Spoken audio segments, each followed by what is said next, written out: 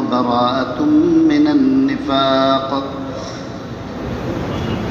বিশিষ্ট সাহাবী রসুল করিম সাল্লাল্লাহু আলাইহি ওয়াসাল্লামের একনিষ্ঠ খাদেম হযরত আনাস ইবনে মালিক রাদিয়াল্লাহু তাআলা আনহু বর্ণনা করেন, রসুল করিম সাল্লাল্লাহু আলাইহি ওয়াসাল্লাম ইরশাদ করেন, যে ব্যক্তি আল্লাহ তাআলার সন্তুষ্টি অর্জন করার উদ্দেশ্যে, যে ব্যক্তি আল্লাহ তাআলার সন্তুষ্টি এবং রেজামন্দি লাভ করার উদ্দেশ্যে আল্লাহরে খুশি করবার নিয়তে 40 দিন তাকবীর উলার সঙ্গে নামাজ আদায় করবে, সেই ব্যক্তির জন্যে জাহান্নাম থেকে মুক্তির এবং মুনাফিকির কাতার থেকে মুক্তি লাভ করার সনদ বরাদ্দ করা হবে।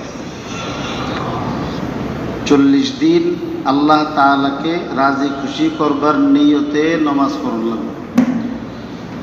এর মানে হলো বেহেশত পাবার জন্য না, এখানে কিন্তু এই আমল যে করবে তার জন্যে নগদ 2টা পুরস্কার আল্লাহ তাআলার পক্ষ থেকে বরাদ্দ হবে।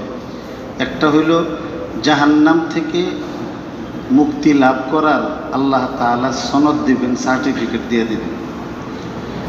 2 নম্বর হইল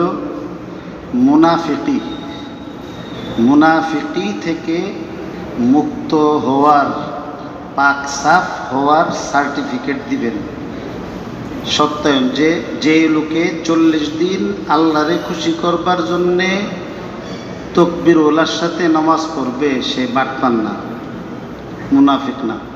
মুনাফিক কারে বলে? মুনাফিক বলা হয় কাফেরের মধ্যে একটা উঁচু মাকামের কাফের।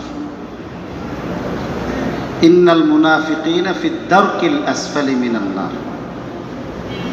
রসুল করিম সাল্লাল্লাহু আলাইহি ওয়াসাল্লামের যুগে কাফেরের উপরে আরো ইসলামের জন্য বেশি ক্ষতিকর যে কাফের আছিল, এদেরকে মুনাফিক বলা হয়। এরা কাফেরই, কিন্তু এরা মুখে মুখে কালিমা তেলাওয়াত করত। কিতাবের মধ্যে মুনাফিকের কথা বলছে যে ইয়াকুলুনা বিআলসিনাতিহিম লা ইলাহা ইল্লাল্লাহ ওয়া কুলুবুহুম মুতমাইন্নাতুম বিল কুফর। যারা মুখ দিয়া বলে আল্লাহ ছাড়া আর কোনো মাবুদ নাই, আর দিলের মধ্যে কুফরি ছাড়া আর কিছুই নেই।